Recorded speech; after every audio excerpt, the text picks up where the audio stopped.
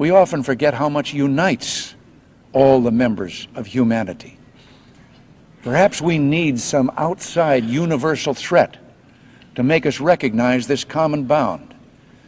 I occasionally think how quickly our differences worldwide would vanish if we were facing an alien threat from outside this world. One of the most significant and recent whistleblowers that contacted us a couple of weeks ago. And this man in the early 2000s, not very long ago, had been assigned to a retrieval team out of the Nellis range, the Nellis Air Force Base, so-called Area 51, but way north on the range at a remote base. He had been selected to be on this team, basically to gather up debris or retrieve objects that had downed.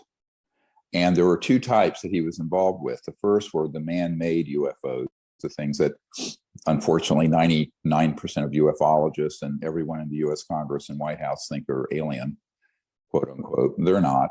And he saw that immediately. This was broad daylight. The first one was a downed or disabled one that had some problem, totally electromagnetic, roughly triangular. And we have the schematics and drawings of that from the whistleblower himself that have then been made into very accurate drawings by Michael Schratt and his team, and we'll be showing those on Saturday. The other thing that happened is that he was deployed to a couple other incidents like that.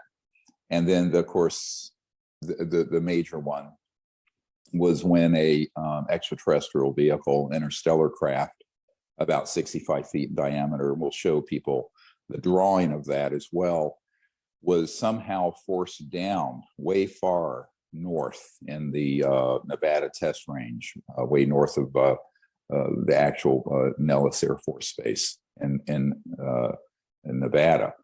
And that craft, it was disabled, and above it was an alien reproduction vehicles, as they've been called, or a man-made UFO hovering, holding it in check.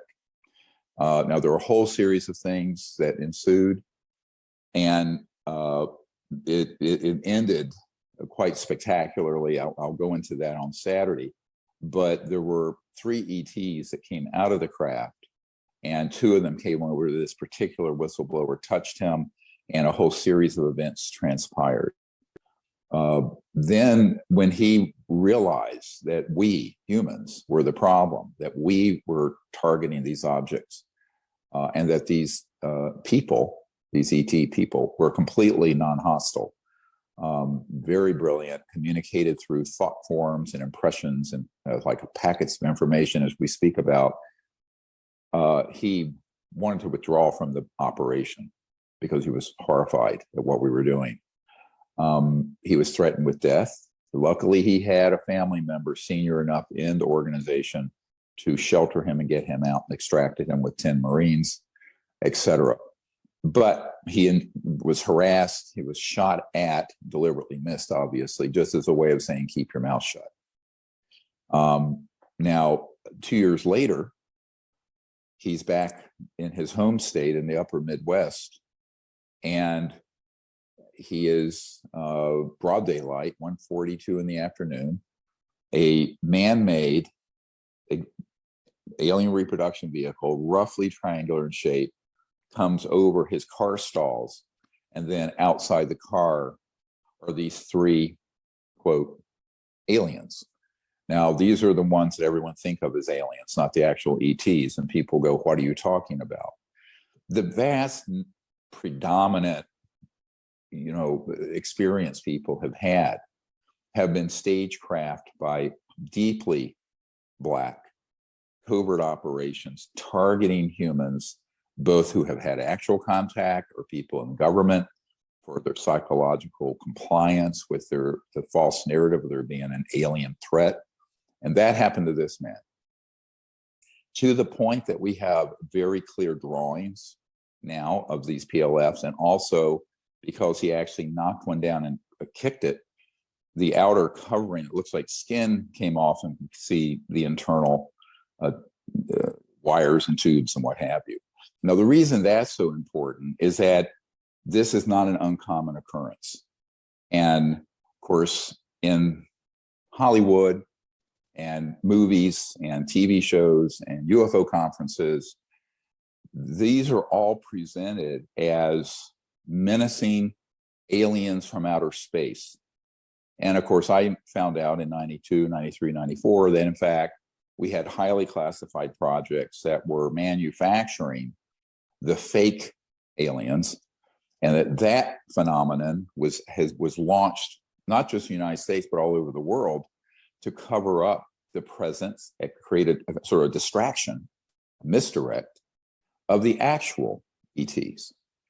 Now, this is really important for the people in the CE5 contact community to understand, because there's an endless number of people dealing with these conspiracy concepts of, you know, the good aliens and the bad aliens working with the secret government, and this narrative and that narrative. And there have been people in bases seeing these little guys running around in military bases. But of course, the people observing that, those military people, didn't know that those were not indigenous, let's say from another planet, but were basically very advanced robotics that look lifelike. But I mean, really advanced and nanomolecular. I mean, very sophisticated. We're not talking, you know, a robot at GM putting a bolt on a car. Very, very convincingly looking like a living extraterrestrial. Now, this has been really hard for me to say these things to the public because it's not popular. People have their belief systems based on their fear and then from that hatred. But it's very important that this is now coming out in some very good excruciating detail. And of course, this account, and we have this whistleblower, military whistleblowers, credentials, information, et cetera, that's being provided to the proper US government authorities down to the level of specifics, operational details, et cetera. Why? Because that's the only way these folks are going to get into the system, is getting them that kind of actionable intelligence, as we call it. And that is really important. And I'm going to make an appeal right here, right now, here in Washington, for there to be a small army of these type of courageous whistleblowers to come forward, men and women who've been on these projects.